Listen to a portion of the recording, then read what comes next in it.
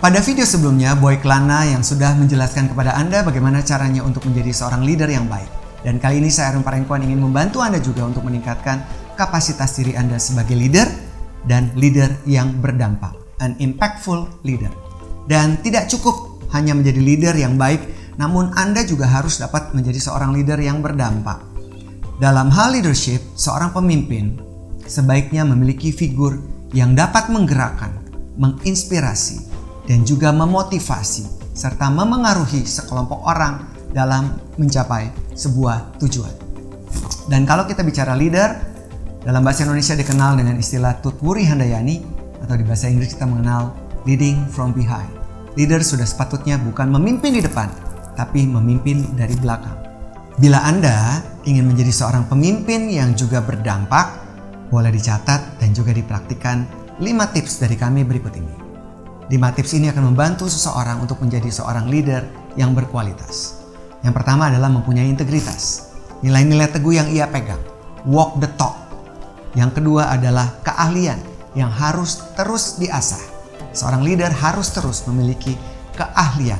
Masih ingat cerita tentang 10.000 jam terbang, di mana orang-orang yang spesialis di bidangnya sudah melakukan pekerjaannya selama 10.000 jam terbang atau all in all 5 tahun.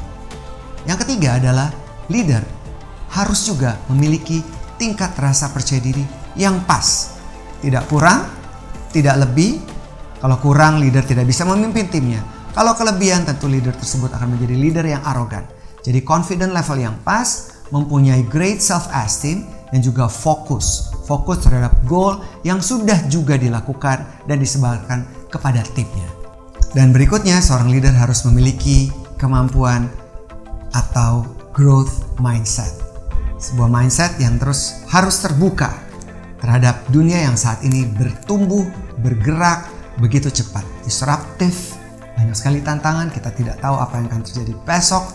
Jadi seorang leader diminta atau dituntut untuk mempunyai cakrawala yang sangat luas dan dapat dengan mudah menentukan arah-arah menjalankan organisasinya. Dan yang terakhir, yang kelima, seorang leader harus memiliki intuisi. Intuisi untuk menggerakkan percepatan dari usahanya dan juga timnya.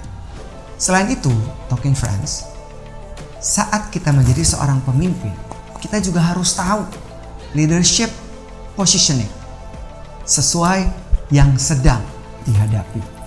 Ada 4 type of situational leadership. Selain itu, Talking Friends, saat memimpin tim Anda juga harus mengetahui 4 leadership positioning saat yang tepat dalam menghadapi setiap situasi. Delegating artinya memberikan delegasi, menunjuk atau mengutus seseorang untuk menangani sebuah pekerjaan atau proyek.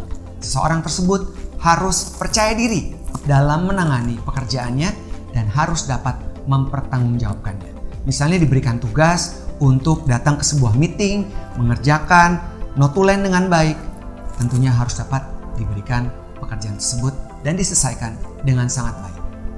Yang kedua adalah directing. Namanya directing, mendirect, memberikan arahan, memberikan petunjuk. Banyak sekali ya dalam hierarki organisasi, para leader punya tendensi untuk selalu memberikan directing kepada timnya. Ada untung ruginya. Untungnya adalah memiliki waktu yang sangat cepat dalam pengerjaan sebuah proses pekerjaan. Ruginya adalah kita tidak dapat mengetahui apa yang ada di dalam benak tim kita dalam menghadapi situasi-situasi di mana kita meminta bantuan mereka. Jadi seorang leader pun tidak harus selalu dapat memberikan directing, tapi juga seorang leader juga harus dapat memberikan support, membantu timnya, keseimbangan antara hidup dan juga pekerjaan, pengembangan karir, keamanan dan kesehatan, pengakuan akan kinerja yang sudah dicapai. Seorang leader yang baik harus dapat setiap saat memberikan support kepada timnya. Dan kita tahu, semakin baiknya dan sehatnya environment atau workplace dalam sebuah organisasi, akan semakin sejahtera orang-orang yang bekerja di dalamnya. Ketika mereka sejahtera, mereka bahagia, mereka tentu akan dapat memberikan kinerja semaksimal mungkin. Sangat berbeda dengan sebuah organisasi, workplace di mana suasana pekerjaan sangat tidak menyenangkan.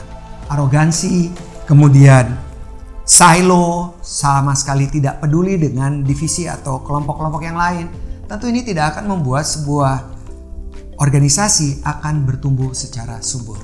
Jadi, sebagai seorang leader yang peduli terhadap timnya, Anda harus dapat senantiasa meluangkan waktu, memonitor mereka sehingga Anda tahu kapan saat-saat yang tepat Anda untuk memberikan support terbaik secara pribadi maupun untuk membantu mereka terus bertumbuh. Dan yang terakhir, seorang leader harus memiliki kemampuan atau keahlian sebagai seorang coach. Nah, sebagai seorang coach tentunya diminta Anda tidak lebih banyak bicara. Anda harus diam dan juga menggali kebutuhan-kebutuhan mereka. Apa yang mereka rasakan, proyek yang sudah mereka lakukan, Anda harus bertanya kepada mereka apa yang mereka temukan dalam proyek tersebut, pengerjaannya, kendala-kendala yang mereka hadapi. Jadi seorang leader juga harus dapat menjadi coach. Dan tugas ini adalah tugas sepanjang karir dan juga kehidupan Anda sebagai seorang pemimpin. Kita sudah bahas tentang type of situational leadership.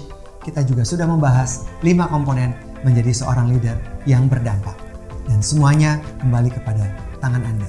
Setiap orang dituntut untuk dapat memimpin dirinya terlebih dahulu, sehingga baru ia dapat memimpin orang lain dan juga organisasi. Jangan lupa, leader leading from behind.